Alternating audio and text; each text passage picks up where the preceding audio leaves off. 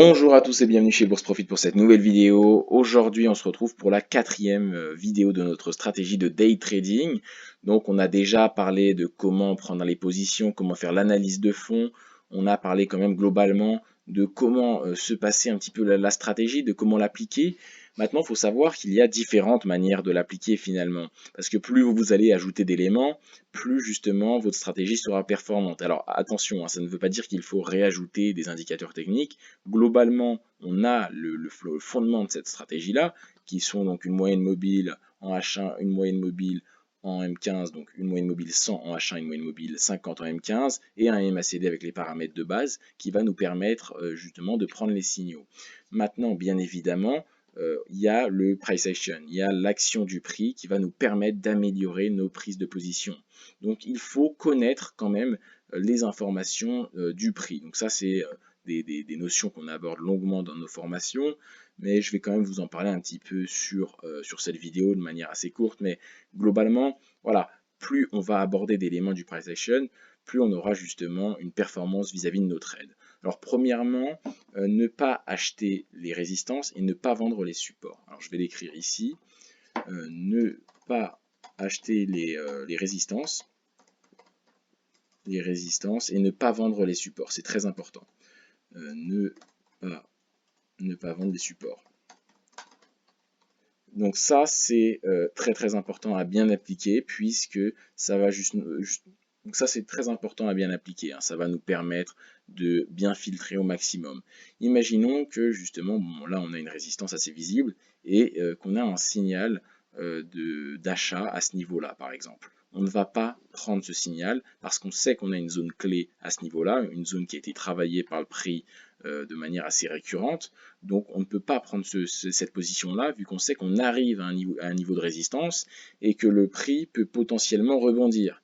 Donc on va perdre un petit peu notre avantage probabiliste. Donc on ne va pas acheter quand on arrive à une résistance.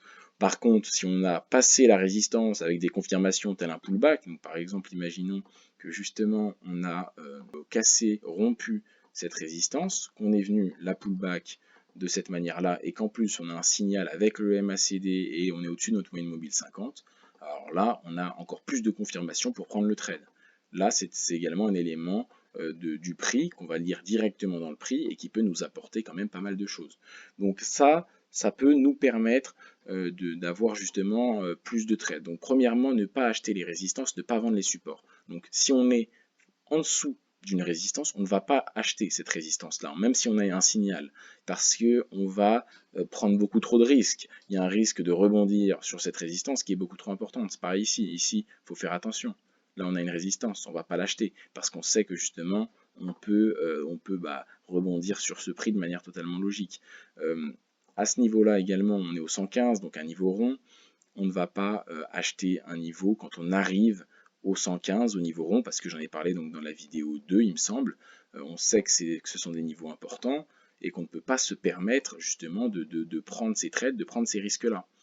Donc pareil, là on a une résistance à ce niveau-là. Si on avait un signal, je ne sais pas, voilà, à ce niveau-là, par exemple, on ne prendrait pas ce trade parce qu'on arrive à peine 5-10 pips à un niveau de résistance qui peut nous empêcher de gagner notre trade. Donc premièrement, ne pas acheter les résistances, et c'est pareil quand on va vendre le marché, ne pas vendre les supports. Là on a un support, si on a un signal baissier, alors c'est pas possible puisqu'on est dans un carré vert, on a vu que la tendance de fond était haussière, mais c'est pour l'exemple que je dis ça. Si on arrive au niveau de ce support et qu'on a une position vendeuse, on ne va pas prendre le trade, on va trop se risquer, donc c'est quelque chose de potentiellement trop risqué.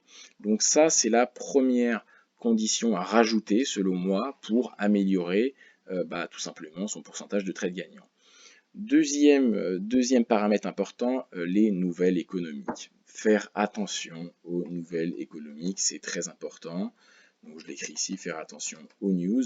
Globalement, les news, il y en a pas mal sur le marché du Forex. Ce sont donc des nouvelles économiques, des décisions ou des publications de résultats qui vont avoir une importance dans la psychologie des investisseurs et qui peut venir perturber le marché. Donc, on ne va pas se risquer à prendre une position si on sait qu'il y a une nouvelle économique qui va arriver.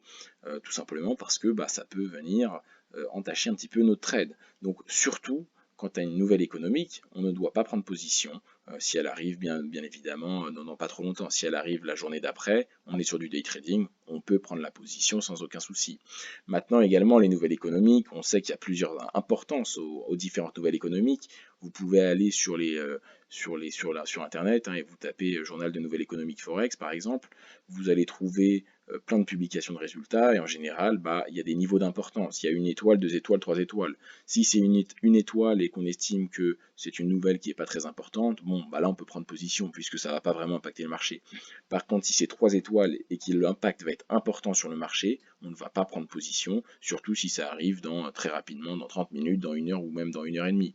On ne va pas se risquer à prendre position, ou alors on peut prendre position si ça arrive dans 1 heure et demie, 2 heures, mais il faudra bien être sorti du marché avant la publication de cette nouvelle économique. Parce que voilà, on ne va pas se risquer justement aux nouvelles économiques et ça peut venir perturber un petit peu nos performances. Donc faire attention aux nouvelles économiques. Quand on est un trader, surtout un day trader, on doit faire attention aux nouvelles économiques. C'est primordial, tout le monde le sait, mais ça vaut quand même bien de le rappeler selon moi. Donc toujours faire attention aux nouvelles économiques. Ensuite, une autre amélioration qu'on peut faire, c'est les bougies impulsives. Alors les bougies impulsives, on voit un petit peu la taille moyenne de ces bougies, hein. Des chandeliers japonais globalement, c'est du 2, 4, 6 pips. Mais quand on a un chandelier qui va faire 12 pips, on ne va pas venir prendre la position, par exemple à ce niveau-là. Là, on a une position qui va être sur une bougie impulsive. Regardez la taille de ce chandelier par rapport aux autres. Ce chandelier-là fait combien de pips? On va regarder ça tout de suite. Il fait environ 11 pips 5. 11 pips 5 en 15 minutes. La montée, elle est énorme. Elle est beaucoup trop importante par rapport à la moyenne de tous ces chandeliers-là. Donc si on prend position à la clôture de ce chandelier-là, on va beaucoup trop se risquer, justement parce que le mouvement haussier est déjà parti, il a déjà eu lieu, donc prendre position ici et ici, c'est totalement différent. Ici, pourquoi pas du coup, puisqu'on a quand même un mouvement haussier qui va se faire par la suite, mais ici, il y a déjà 11 pips qui ont été faites sur ce chandelier-là. Donc les acheteurs ont déjà présenté une force non négligeable. Alors que ici, regardez, on est plutôt bien placé, on est placé à la fin de ce chandelier-là, et les bougies impulsives vont nous servir après le trade. Donc là, il n'y a aucun problème, là également. Il n'y a pas de problème, là une bougie impulsive, là des bougies impulsives, et on va gagner ce trade. Par contre, prendre position à la clôture d'une bougie impulsive, le mouvement est parti un petit peu sans nous, c'est pas grave. On prendra position sur sur un prochain signal. Mais voilà, pour moi, les bougies impulsives, on fait attention. Quand il y a plus de 11 pips, alors c'est un peu de l'appréciation, mais globalement, une bougie de 5 pips, il n'y a pas de problème. Une bougie de 7 pips, encore ça va, mais là, quand on est sur du 10-11, globalement, on voit bien que ce chandelier-là, il n'y a aucune mèche des deux côtés. On est venu monter pendant les 15 minutes, hein, puisqu'on est sur le time frame de 15 minutes. Pendant les 15 minutes, il y a une pression haussière qui a été clairement visible, donc on ne va pas prendre cette position à ce niveau-là, puisque regardez, le mouvement après, il n'est pas très beau. Alors certes, on aurait certainement fait TP, puisqu'au final, on n'est jamais allé loin, mais vous allez voir que globalement, ça va vous servir plus de fois que ça va vous desservir. Donc, surtout, les bougies impulsives, pour moi, il faut les éviter au maximum. Là, il n'y a pas de problème, hein. Regardez, ce chandelier-là, il n'y a aucun problème. Ce chandelier-là, je vais descendre, il n'y a aucun problème. Donc, globalement, voilà, c'est rare, mais quand il y a une bougie impulsive, on ne prend pas le trade. Là, on a combien? Vous voyez, on a 4 pips. C'est un chandelier plutôt classique dans la moyenne des autres chandeliers. Et puis ensuite, quand on prend position avant des bougies impulsives, là, ça va nous servir, hein. Donc là, c'est très bien. On va profiter de tout le mouvement haussier qu'il va y avoir. Mais par contre, certaines fois, justement, on ne va pas pouvoir profiter de ces moments-là. Donc globalement, faire attention aux bougies impulsives. Ensuite, donc je l'ai écrit ici, non je ne l'ai pas écrit, je vais l'écrire, hein, je vais vous écrire un petit peu toutes les règles d'amélioration qu'il faut prendre en compte selon moi pour améliorer le plus sa stratégie. Dans les vidéos précédentes, je vous ai parlé des règles essentielles pour justement gagner, pour prendre les positions, excusez-moi, mais maintenant pour gagner plus de positions, pour avoir une meilleure rentabilité, faut faire attention aux nouvelles économiques parce que ça va venir perturber vos résultats. Il faut faire attention à ne pas acheter les résistances, pas vendre les supports et attention aux bougies impulsives. Donc là, c'est la troisième règle. Quatrième règle, en fait, il faut savoir que là, ce que je vous ai délivré, c'est une stratégie avec des indicateurs techniques. Mais il faut l'allier avec le price action, avec ce que nous dit le prix. donc avec des résistances, des supports, des lignes de tendance, donc plein de niveaux clés, mais également des patterns. Donc c'est-à-dire que les patterns, ce sont des patterns de bougies, donc des formes de chandeliers japonais. Là, par exemple, c'est plutôt bien. On a une sorte de pin bar où on vient un petit peu mécher sur la moyenne mobile. On rejette la moyenne mobile. Donc là, c'est un signal assez encourageant. Voilà, là, on a plusieurs chandeliers verts. C'est également très encourageant. Donc, il faut regarder un petit peu avec le price action pour améliorer ça. Donc ça, c'est également, on en parle beaucoup dans notre formation, dans nos formations, dans nos services, puisque selon moi, le price action, c'est la base d'un trading gagnant. Donc, il faut vraiment faire attention, pour moi, hein, au price action, à bien maîtriser le price action. C'est la base du trading. Les indicateurs, c'est bien, mais c'est justement là pour nous aider, pour nous supporter. Maintenant, on ne peut pas trader uniquement avec des indicateurs, même si on va bien trader avec, mais pour gagner bien plus, pour avoir une bonne rentabilité et être totalement serein, plus vous allez ajouter de price action, plus vous allez être serein et justement vous allez gagner sur le long terme sur les marchés financiers. Donc voilà, maîtrisez bien le price action. Et qu'est-ce que veut dire bien maîtriser le price action? Ça veut également dire de bien connaître le mouvement dans lequel on est. Donc là, on a un mouvement en tendance, donc globalement, je pense qu'on peut regarder la majorité des trades. Là, c'est des trades gagnants, tout ce qu'on voit. Là, c'est des trades gagnants. Là, c'est un trade gagnant également, parce qu'on a un mouvement en tendance. Là, bon, il n'y a pas grand-chose à dire, hein. Regardez le potentiel. Là, c'est un potentiel jusqu'à 90 points, 95. Donc là, c'est une stratégie en tendance qui, si vous l'appliquez bien, vous allez avoir des résultats très très beaux. Là, regardez, c'est combien? C'est 37, 40 points. Si on vient sur les mèches, donc 40 points en day trading, il n'y a rien à dire. À 95 points, c'est une position exceptionnelle. Bon, là, j'ai pu retracer les positions, mais là, sur un marché en range, bon, on va avoir des positions gagnantes, mais on aura un résultat beaucoup moins bien. Donc là également, bougie impulsive. On va regarder combien. 16 pips en 15 minutes. Ah non, le signal se ferait pas avant par hasard? Non, non, il se fait sur cette bougie impulsive. Moi, je prendrais pas le trade, par exemple. Alors, je sais que le mouvement est déjà parti, 16 pips, donc on se positionne ici, et là, on a 25 pips. Donc si on plaçait le take profit à ce niveau-là, pourquoi pas, mais il faudrait le placer vraiment à ce niveau précis, parce que si on le place là, forcément, pour 15 pips, ça vaut peut-être pas le coup, sachant qu'on avait un support à ce niveau-là. Là, on a support plus bougie impulsive, le trade, je le prends pas. Le trade, je ne le prends pas. On est beaucoup trop proche, on est à combien? On est à 15 pips de ce support. Donc voilà, il faut faire attention un petit peu à tout ce que je viens de dire. Donc quand on a un marché en range, globalement, on va avoir des positions beaucoup moins bonnes. Là, je sais qu'avant, là, on avait un beau marché en tendance haussière, et là, on peut regarder, je pense que les positions, globalement, ça va bien mieux se passer. Là, croisement à la hausse, sur ce niveau-là. Sur ce niveau-là, on a un croisement à la hausse, on est au-dessus de notre moyenne mobile, on a un placement, là on a une résistance, on peut le placer ici, je pense que là on a TP. Ici, donc j'avais dit, ici on a une bougie assez grosse, hein, donc je ne sais pas si j'aurais pris le trade, on va regarder ça. Ici, voilà, on a 21 pips, non, c'est beaucoup trop, je prends pas ce trade. Ce trade là je ne le prends pas, mais attendez, oui, c'est bien ce chandelier, oui c'est bien ce chandelier là. Non, le trade je ne le prends pas. Le trade je ne le prends pas, la bougie, le chandelier est trop important. Ici, sur ce chandelier là, je prends la position, je place comment s'appelle, un stop loss ici, voire même ici. Non, je pense ici, parce que là on sait qu'on a une zone clé. D'ailleurs, on est venu rebondir ici, donc c'est pour ça que je le place un peu en dessus, parce que globalement, mon stop loss ne serait pas touché, ne serait pas impacté. Je le place ici. Voilà, on vient rebondir assez précisément sur ce niveau-là. Et puis ensuite, forcément, il y a TP. Ici, non, je suis en dessous de ma moyenne mobile. Ici, je viens un petit peu zoomer sur mon MACD. Ça se fait sur cette position-là, je suis au-dessus, je prends position. Je prends position, petit chandelier, pourquoi pas. Là, on a une suite de chandeliers verts. Oui, je prends ma position, hein. Toutes mes conditions sont validées. Je suis dans un rectangle vert, je peux acheter, croisement à la hausse. Au-dessus de la moyenne mobile 50, je prends position. Il n'y a pas de problème.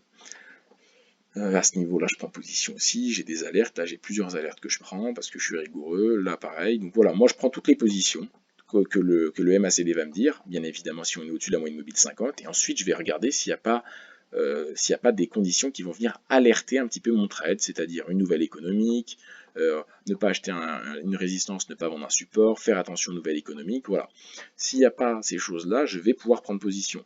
Donc je parlais également du price action avant. Dans un mouvement en tendance, vous voyez que les trades, on les gagne. Il y aura quelques trades perdants dans un marché en tendance, mais globalement, les trades, on va les gagner. Dans un marché sans tendance, là, c'est un petit peu plus compliqué. Donc voilà, on avait un marché sans tendance à ce niveau-là. Là, à ces niveaux-là, c'est beaucoup plus compliqué de gagner des trades parce que regardez la moyenne mobile, elle aussi, elle monte, elle descend, elle monte, elle descend, elle monte, elle descend, elle sait pas ce qu'elle fait. On a un marché en fait qui est totalement en range. Vous pouvez le voir à ce niveau-là. On a un marché voilà, qui n'a pas de tendance clairement définie. Les acteurs sont dans une hésitation. Regardez, on est défini entre deux bornes et on a un marché qui ne fait pas de plus haut de plus en plus haut, avec des creux de plus en plus haut, ou des creux de plus en plus bas, avec des sommets de plus en plus bas. Donc on n'a pas, d'après la théorie Dong, une tendance clairement définie. Donc là, c'est un marché dans lequel je me risquerais un petit peu moins. Alors que ici, bah, on a un carré vert qui est tellement long qu'on voit clairement que notre tendance elle est haussière. Je peux vous dézoomer si vous voulez. Là, bah, regardez le mouvement. Un mouvement comme ça, c'est magnifique. Et là, vous allez avoir je ne sais combien de positions. Il y en aura des perdantes, je peux vous le dire, je pense. Ou peut-être pas d'ailleurs, mais globalement, il y aura bien plus de positions gagnantes. Et là, on prend de l'argent, il n'y a aucun problème. Là, le marché est sans tendance, il ne sait pas où il va, il ne sait pas ce qu'il fait. On a voilà, une hésitation de la part des investisseurs qui nous fait bah, croire que justement, et donc là on a une hésitation des investisseurs qui nous alerte énormément. Donc cette hésitation de la part des investisseurs bah, nous montre qu'il n'y a pas de tendance clairement définie et globalement les signaux, on va gagner de l'argent, on peut prendre des positions gagnantes. Hein. Là si on a une position à la vente à ce niveau-là, on pourra gagner de l'argent, il n'y a pas de problème. Mais globalement, on aura un pourcentage de trades gagnants beaucoup plus faible, on aura un risk-reward pas tout le temps ménagé, donc finalement, on va perdre quand même pas mal de positions. Donc moi, voilà, je ne prends pas position sur les marchés en tendance. J'estime que quand tu as un marché en tendance, il n'a pas de beau mouvement à m'offrir, donc je ne prends pas ces positions. Donc voilà, attention au marché en tendance, ça également, c'est une étude du price action. Théorie de dos, pour les marchés en tendance, les marchés pour bien définir une tendance, c'est ce qu'il y a de mieux. Donc attention je vais écrire en minuscule quand même, on n'est pas trop agressif, attention au range. Attention au range. Très important, quatrième règle, voilà, attention au range. Bah voilà, le range, c'est du price action, c'est de l'étude justement de ce que le prix veut nous montrer. En fait, à travers le prix, on a énormément d'informations. Le prix va nous indiquer si les acheteurs ont la main par rapport aux vendeurs, sur une sensibilité des prix au niveau de certains niveaux. Le price action peut nous dire énormément de choses en fait. La plupart de la psychologie des investisseurs est reflétée par justement ces chandeliers japonais là. Donc voilà, moi c'est comme ça que je trade, je m'applique voilà, ces règles là, ne pas acheter les résistances, ne pas vendre les supports, faire attention aux nouvelles économiques, attention aux bougies impulsives, attention au range. Voilà, c'est une stratégie où il faut bien évidemment, en fait on peut prendre tous les signaux qu'il y a, on peut prendre tous les signaux qu'il y a, je pense qu'on voilà, on gagnera de l'argent, il n'y a pas de problème. Maintenant, on aura une psychologie qui va être un peu plus défaillante parce que parfois bah, on aura des runs un peu négatifs pendant les marchés neutres, par exemple, pendant les ranges. Donc, globalement, bah, si on se dit que pendant un range, je n'achète pas, je ne vends pas, je m'abstiens, même si c'est un petit peu ennuyant de ne pas trader, bah, on ne va pas tomber dans l'overtrading, on ne trade pas, on regarde le marché, et puis dès que le marché aura un beau mouvement à nous proposer, là on pourra rentrer en position. Donc globalement, voilà, on regarde les signaux, on étudie le prix, les supports, les résistances, les trendlines, les formes de chandeliers japonais. Les formes de chandeliers japonais également, on en a parlé sur notre chaîne YouTube, on a présenté ce que c'est, voilà, toutes les formes de chandeliers, vraiment c'est important. On a fait des vidéos où on s'est retrouvé sur les graphiques pour chercher un petit peu les formes de chandeliers japonais. Donc tout ça on en a parlé, et ça c'est des choses, bah, ça va vous faire gagner plus de trades en fait. Donc voilà, vraiment regarder un petit peu tout ça. Également, pour s'améliorer, pour améliorer la stratégie et pour s'améliorer aussi, c'est bah, analyser ses trades.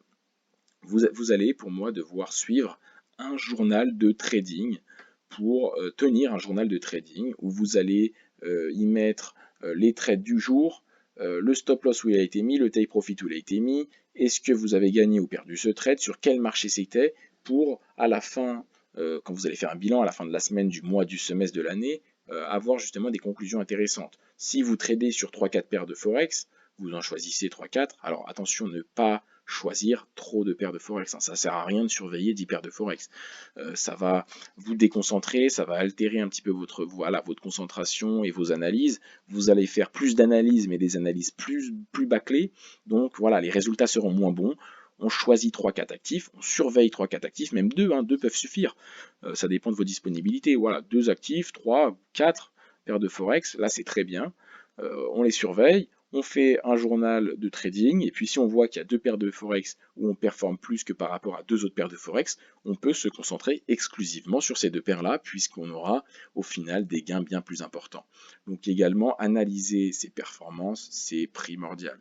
On doit connaître un petit peu plus ses points forts, ses points faibles, où est-ce que justement j'arrive à gagner mes trades, quelles sont les configurations que je préfère, parce que j'ai déjà vu des élèves, des gens à qui j'ai appris à trader, des gens qui arrivaient tout simplement à mieux trader dans un marché haussier que dans un marché baissier. Si on arrive à voir cela, bah, pourquoi vouloir prendre le plus de trades possible finalement?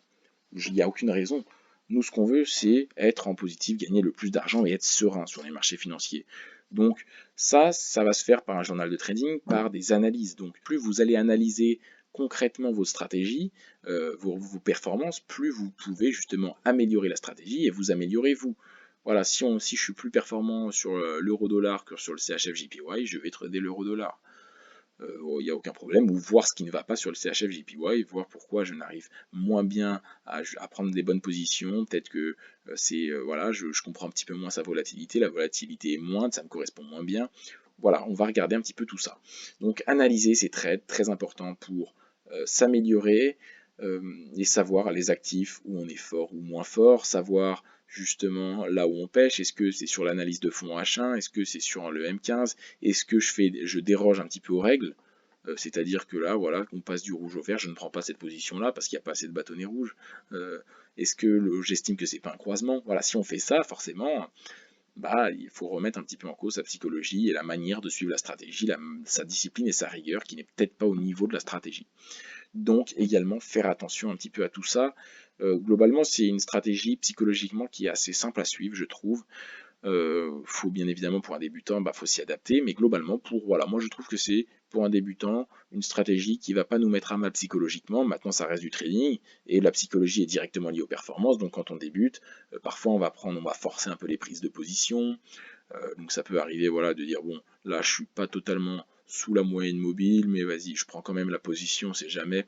Ça, c'est arrivé à tout le monde au début. Ensuite, on se rend compte que, avec le temps, sans rigueur, on n'arrive pas à être performant parce que si on commence à prendre des trades qui sont à la limite de la moyenne mobile, on dérogera d'autres règles et ainsi de suite. Et finalement, voilà, on suivra plus clairement la stratégie et donc on aura des positions perdantes.